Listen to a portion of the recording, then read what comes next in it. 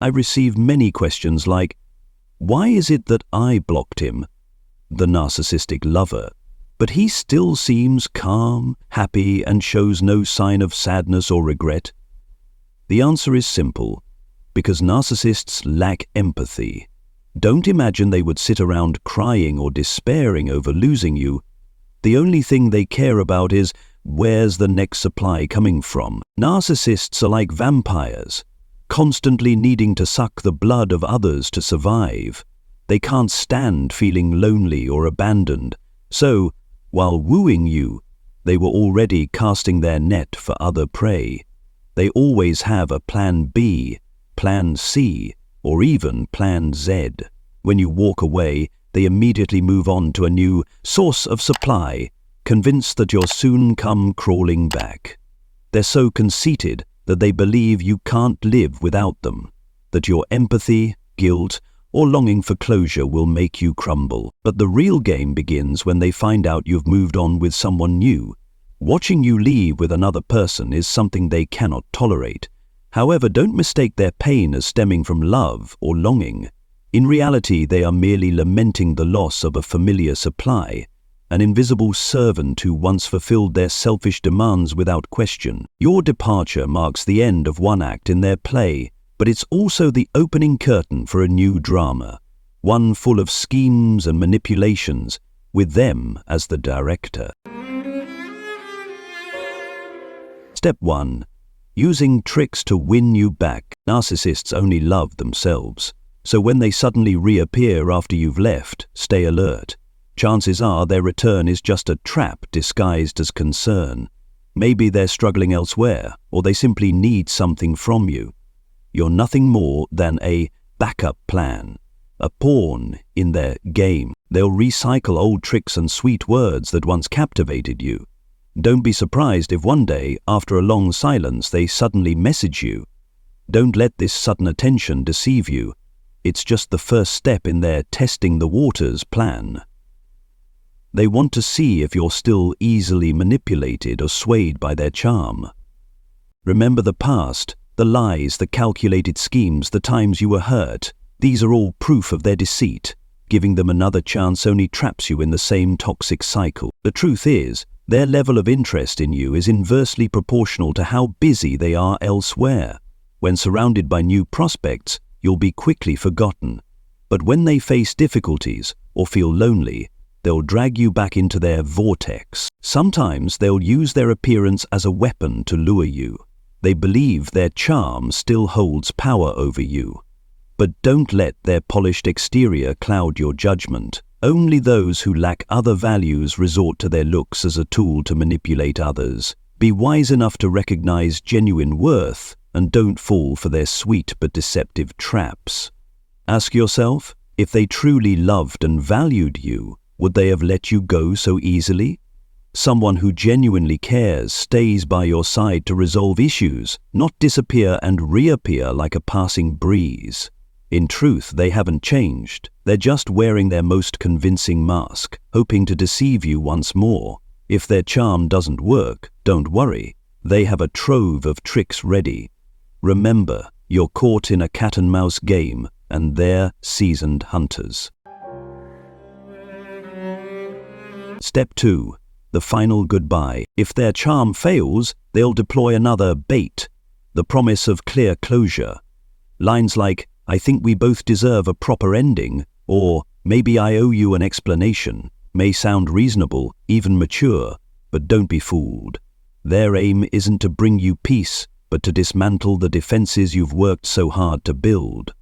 The heartfelt conversation you imagine is an illusion, and the door they open leads nowhere but into a new round of psychological manipulation. They might admit to minor faults to appear sincere, but it's all part of a carefully crafted script.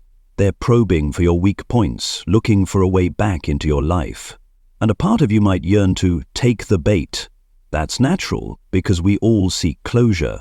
But with these master manipulators, the solution they offer will always remain out of reach. True closure must come from you. It's when you accept what happened and choose to move on. You don't need their permission or explanation to heal. So, When they knock on your door with promises of an ending, see it for what it truly is, a cunning manipulation. Stay silent and don't let yourself be drawn into their game. Step 3. Escalating attacks across all fronts. When the ploy of the final goodbye fails to deceive you, the narcissist begins to lose patience. They will mobilize their entire arsenal to attack you. Fake sweet messages, melodramatic emails, bitter accusations on social media, endless phone calls. Hundreds of messages expressing a wide range of emotions from innocence to desperation will come at you like a tsunami, overwhelming and exhausting you. But they don't stop there. When online methods become ineffective, they may confront you in person. They might suddenly appear at your home or workplace, demanding attention with tearful performances and pleading words. They will cling to you, putting you in uncomfortable situations, forcing you to respond, to relent. Why would you do this? How could you betray me? These questions, which they already know the answers to, will be repeated endlessly, like daggers piercing your heart. You'll be labeled with numerous offenses: traitor, ingrate, liar. All of this is aimed at coercing you into reacting, defending, or justifying your decisions. Everything will be pushed to the extreme. To a narcissist, the world is black and white. You are either with them or against them. You'll see them become more aggressive and relentless than ever. Their goal isn't to seek truth or resolve issues. They only want to provoke anger and see you lose your composure and energy in pointless arguments. To a narcissist, personal boundaries are a foreign concept. They believe others exist solely to serve them, and you, like everyone else, are merely a dependent with no right to leave. Step 4. Provoking You. At this stage, they desperately seek new sources of supply and aim to flaunt a fabricated happiness. When all attempts to win you back fail, they shift to Plan B, proving to the world and especially to themselves that they are unbothered, even thriving without you. This performance is meticulously staged to hypnotize themselves, those around them, and most importantly, you. They'll display happiness with their new source of supply on social media, deliberately flaunting things you once enjoyed: luxurious trips, expensive gifts, passionate declarations of love. These acts are like daggers aimed at your heart, making you question, did I make a mistake by leaving them? Don't be surprised if they suddenly announce an engagement or marriage with someone new right after your breakup. This is a familiar tactic meant to provoke you, making you feel abandoned and ruthlessly replaced. But remember, social media is merely their stage. Behind those glamorous photos and sweet words lies an empty soul trying to fill a void with deception. The harder they try to prove their happiness, the more it reveals their inner pain. Stay objective and clear-headed. If someone is truly happy, would they need to perform for others? Don't let yourself be drawn into their game. Stay strong, trust yourself, and move forward. True happiness awaits you. Step 5. They threaten you. You may face threats from them because they won't easily accept letting you go. They may invade your personal space, sometimes even breaking into your home under various pretexts. They might claim to return belongings, linger at your door for hours, or find ways to enter without your consent. Such behavior not only violates your privacy, but is also a calculated tactic to exert psychological pressure, leaving you feeling scared and insecure in your own space. Beyond physical intrusions, the narcissist may use threats related to your reputation or personal secrets. They may threaten to expose sensitive information about you on social media or share it with your friends, colleagues, or family. This information could include private messages, personal photos, or things you confided in them. They might say things like, "If you don't reply, I'll let everyone know who you really are," or "I'll turn your friends and family against you." These tactics are designed to frighten you and make you lose control, coercing you into reconnecting to stop their malicious actions. Stay calm and collect evidence. Record threatening calls, screenshot harassing messages or emails, and document any intrusions such as them standing outside your home, trespassing, or stalking. This evidence will be invaluable if you need legal intervention. Reporting to the police or seeking legal help is essential in this situation. Don't hesitate to reach out to authorities for protection. Trespassing, harassment, or threats to defame you not only violate your privacy, but may also constitute criminal acts. When you contact the police, provide all the information and evidence you've gathered. This will not only help safeguard your safety, but also send a clear message to the narcissist that their actions will not be tolerated and will have legal consequences.